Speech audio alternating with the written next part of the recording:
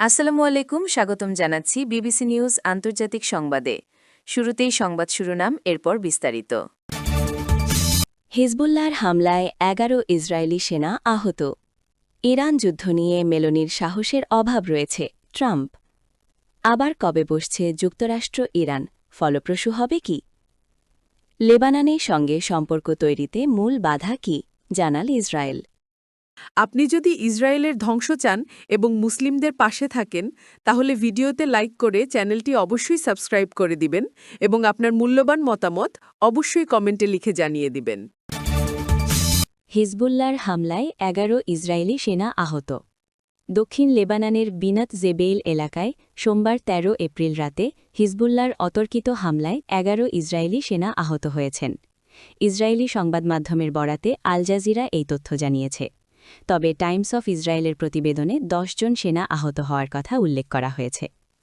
Israeli সামরিক বাহিনীর ভাষ্যমতে রাতভর বিনাত জেবেইল শহরে হিজবুল্লাহর যোদ্ধাদের সঙ্গে ব্যাপক সংঘর্ষ চলে।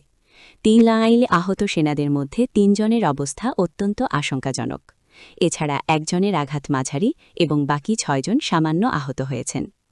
আহতরা সকলেই প্যারাট্রুপার ব্রিগেডের সদস্য। সামরিক বাহিনী জানিয়েছে তাদের উদ্ধার করে দ্রুত হাসপাতালে নেওয়া হয়েছে এবং ইতোমধ্যে সংশ্লিষ্ট পরিবারগুলোকে দুর্ঘটনার বিষয়টি জানানো হয়েছে।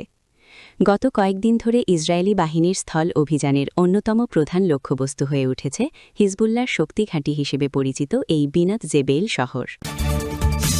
ইরান যুদ্ধ নিয়ে মেলোনির সাহসের অভাব রয়েছে, ট্রাম্প। মার্কিন প্রেসিডেন্ট ডোনাল্ড ট্রাম্প তার রাজনৈতিক মিত্র ও ইটালির প্রধানমন্ত্রী জর্জিয়া মেলোনির তীব্র সমালোচনা করেছেন। মঙ্গলবার ১৪ এপ্রিল প্রকাশিত ইটালির দৈনিক কোরিয়ারে ডেলা সেরাকে দেওয়া এক সাক্ষাৎকারে ট্রাম্প সরাসরি মন্তব্য করেছেন, মেলোনির সাহসের অভাব রয়েছে। ইরানের বিরুদ্ধে চলমান যুদ্ধে সহায়তা করতে মেলোনির অনিচ্ছার কারণেই ট্রাম্প এমন ক্ষোভ প্রকাশ করেছেন বলে জানা গেছে। সাক্ষাৎকারে ডোনাল্ড ট্রাম্প বলেন, তিনি মেলোনির ওপর অত্যন্ত ক্ষুব্ধ এবং তাকে নিয়ে তার যে ধারণা ছিল তা ভুল প্রমাণিত হয়েছে। ট্রাম্প উল্লেখ করেন, তিনি মনে করেছিলেন মেলোনি একজন সাহসী নেত্রী, কিন্তু বর্তমান পরিস্থিতিতে তার সেই বিশ্বাস ভেঙে গেছে। ইরানের সাথে সংঘাতের এই সংকটময় সময়ে মিত্রদেশ ইতালির এমন অবস্থান ওয়াশিংটনকে হতাশ করেছে। ট্রাম্প এবং মেলোনি রাজনৈতিকভাবে ঘনিষ্ঠ বলে পরিচিত হলেও ইরানের যুদ্ধ ইস্যুতে তাদের এই মতপার্থক্য এখন প্রকাশ্যে চলে এলো। ট্রাম্পের এই সরাসরি আক্রমণ দুই দেশের কূটনৈতিক সম্পর্কের ওপর কোনো প্রভাব ফেলে কিনা তা এখন দেখার বিষয়। ইতালির পক্ষ থেকে অবশ্য এই সমালোচনার বিষয়ে এখন পর্যন্ত কোনো আনুষ্ঠানিক প্রতিক্রিয়া পাওয়া যায়নি। আবার কবে বসছে যুক্তরাষ্ট্র ইরান, ফলপ্রসূ হবে কি? যুক্তরাষ্ট্র ও ইরানের মধ্যে নতুন করে আলোচনা শুরু হতে পারে শিগগিরই। আগামী বৃহস্পতিবারের ১৬ এপ্রিল মধ্যেই এ বৈঠক হওয়ার সম্ভাবনা রয়েছে। মার্কিন কর্মকর্তা এবং মধ্যস্থতাকারী একটি দেশের এক কূটনীতিকের বরাত দিয়ে বার্তা সংস্থা এপি এ তথ্য জানিয়েছে। কর্মকর্তারা বলছেন, দুই পক্ষই আলোচনা আবার শুরু করার ব্যাপারে নীতিগতভাবে একমত হয়েছে, তবে বৈঠকের স্থান এখনও চূড়ান্ত হয়নি। বৈঠকের জন্য আবারও পাকিস্তানের রাজধানী ইসলামাবাদের কথা ভাবা হচ্ছে।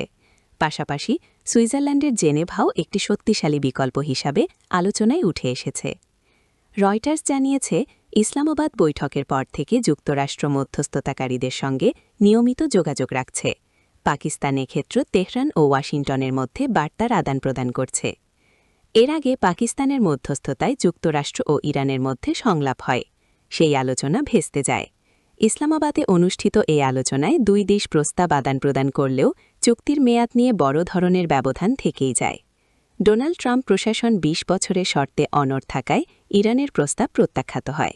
যদিও বিশ্লেষক ইয়ান ব্রেমার মনে করেন, শেষ পর্যন্ত প্রায় ১২.৫ বছরের একটি সমঝোতায় পৌঁছানোর সম্ভাবনা রয়েছে। ইতোমধ্যে ইরানের বন্দরগুলোতে যুক্তরাষ্ট্র সামরিক অবরোধ শুরু করেছে, যা সাম্প্রতিক যুদ্ধবিরতিকে ঝুঁকির মুখে ফেলেছে। দ্বিতীয় দফা বৈঠকের প্রস্তুতিও চলছে বলে জানা গেছে। লেবাননের সঙ্গে সম্পর্ক তৈরিতে মূল বাধা কি, জানাল ইসরায়েল।